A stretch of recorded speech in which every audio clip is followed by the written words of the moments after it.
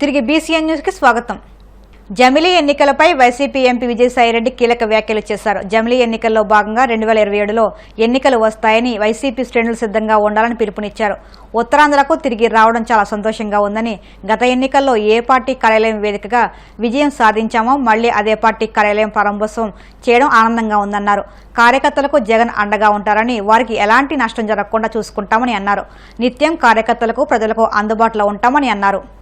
పార్టీని ఎలా బలోపేతం చేసుకోవాలి, మనం గతంలో 5 సంవత్సరాల పరిపాలనలో మనం జరిగినటువంటి పొరపాట్లేంటి,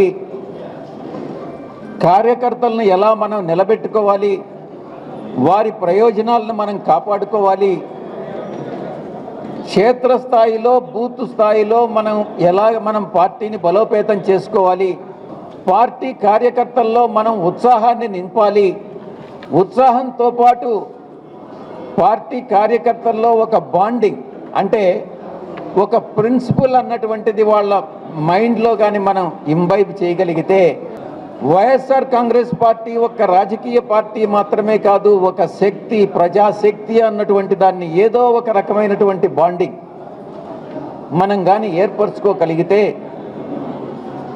ఆ రోజు నిజంగా ఎటువంటి ఒడిదుడుకులు ఎదురైనా కూడా మనం ఒక రాజకీయ శక్తిగా, ఒక ప్రజల యొక్క ఆయుధంగా, అభివృద్ధికి దోహదపడేటటువంటి ఒక ఆయుధంగా మనం తప్పకుండా ప్రజల మనసుల్లో నిలబడిపోతాము అన్నటువంటి విషయాన్ని మనం అందరం కూడా ఈ సమావేశంలో చర్చించుకోవడం జరిగింది. తప్పకుండా పార్టీని మనం బలోపేతం చేసుకుంటాం. 2027లో జరగబోయేటటువంటి ఒక దేశం ఒక ఎలక్షన్ అన్నటువంటి బిల్లుని పార్లమెంటులో ఆమోదించినట్లయితే 2027లో తప్పకుండా ఎన్నికలు జరుగుతాయి. వైఎస్ఆర్ కాంగ్రెస్ పార్టీ విజయం సాధిస్తుంది అన్నటువంటి విషయాన్ని నేను పాత్రికేయ మిత్రుల ద్వారా నేను తెలియజేస్తా ఉన్నా. ఈ యొక్క ప్రభుత్వం,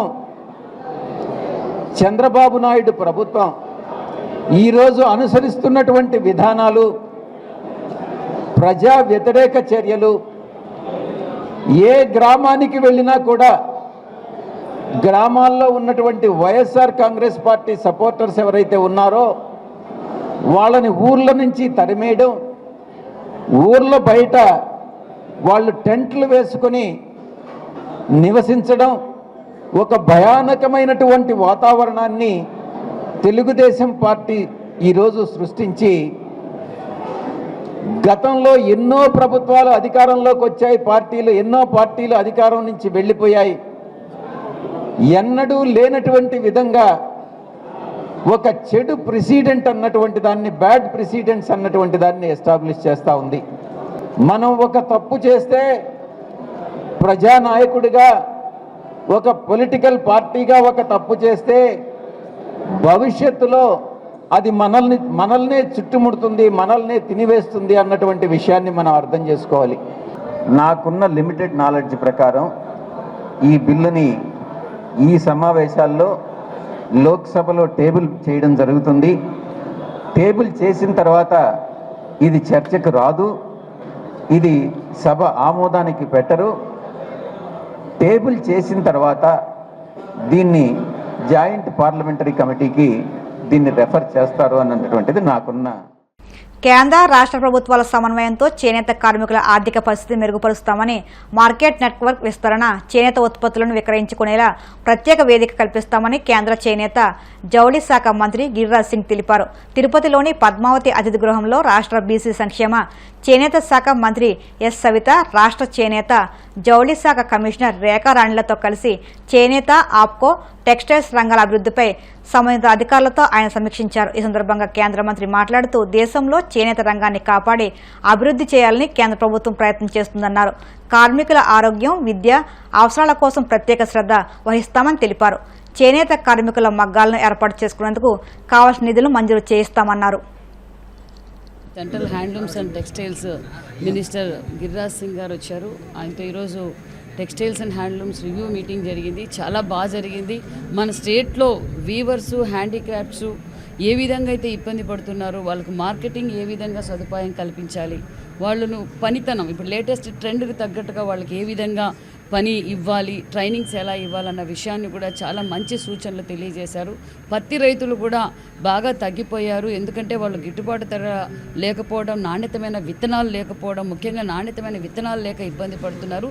ఇది మీరు ప్రెస్టేజ్గా తీసుకోవాలి. సెంట్రల్ గవర్నమెంట్ మరి సంపూర్ణంగా మద్దతు ఉంది. మీరు ఒక డిస్టిక్ని ఒక మోడల్గా తీసుకొని అక్కడ పత్తి రైతులను కూడా మీరు బాగా ఎంకరేజ్ చేసి వాళ్ళకి కావాల్సిన లేటెస్ట్ మిషనరీ, అది ఎలాగైతే ప్లక్కింగ్ చేయాలి, పత్తిని ప్లక్కింగ్ ఎలా స్వింగ్ చేయాలి, ఈయన కొత్త టెక్నాలజీని ఒక మోడల్గా తయారు చేయండి. ఖచ్చితంగా మేము సెంట్రల్ గవర్నమెంట్ నుంచి మీకు మద్దతుగా ఉంటామని కూడా మినిస్టర్ గారు చెప్పారు. అదేవిధంగా మనకు ఎందుకంటే ఎక్కువగా రైతాంగం తర్వాత ఎక్కువగా చేనేతల మీద ఆధారపడిన రాష్ట్రం మనది. భారతదేశంలో ఎక్కువగా రెండో స్థానంలో చేనేత వర్గాలే ఉన్నాయి. వారికి కూడా ఉపాధి చూపించాలి. ఏదైతే మన ముఖ్యమంత్రి మాన్యశ్రీ ముఖ్యమంత్రి గారు 365 రోజులు చేనేతలకు పని ఇవ్వాలనే సంకల్పంతో ఉన్నారో అదే సంకల్పంతోనే మన సెంట్రల్ మినిస్టర్ గారు కూడా ఉన్నారు. ఈరోజు మాకు ఆయన దశాదిశ నిర్దేశించి ఖచ్చితంగా చేనేతలకు హ్యాండిక్రాఫ్ట్స్కి పూర్వ వైభవం తీసుకురాబోతున్నాం. 365 రోజులు వాళ్ళకి పని ఇవ్వుతున్నాం. ఆ పని కూడా నాణ్యతమైన లేటెస్ట్ టెక్నాలజీ ప్రకారంగా ఏ విధంగా అయితే మనం తీసుకెళ్ళాలి ప్రజల్లోకి అన్న విషయాన్ని కూడా మాకు దశాదిశ నిర్దేశించారు. మన రాష్ట్రంలో 5 సంవత్సరాలుగా చాలా ఇబ్బందులు పడుతున్నామన్న విషయాన్ని కూడా మంత్రి గారి దృష్టికి తీసుకెళ్ళాం. ఆయన కూడా ఇక్కడ కావాల్సిన చోట క్లస్టర్స్ ఏర్పాటు చేద్దామన్నారు. సానుకూలంగా మంచిగా, ఎందుకంటే స్వర్ణాంధ్రప్రదేశ్ ఇది ఒక మార్గంగా ఈరోజు ఈ మీటింగ్ జరిగింది. చాలా ఆనందంగా ఉంది. ఆయన సానుకూలంగా ఉన్నారన్న విషయం కూడా మీకు తెలియజేస్తుంది. తెలంగాణ రాష్ట్ర వ్యాప్తంగా నిర్వహించిన గ్రూప్ 2 పేపర్ 1 పరీక్ష ప్రశాంతంగా ముగిసింది.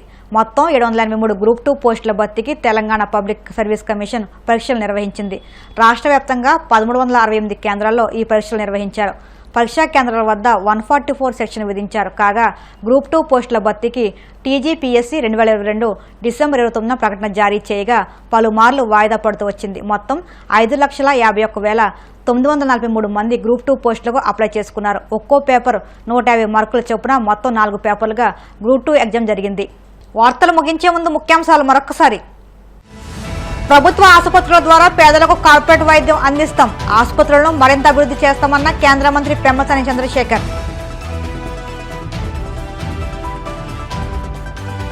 వశిష్ఠ గోదావరి ఏటి గట్ల పరిస్థితి అధ్వానం. గట్లను పరిశీలించిన మాజీ మంత్రి ఎమ్మెల్యే పితాని సత్యనారాయణ.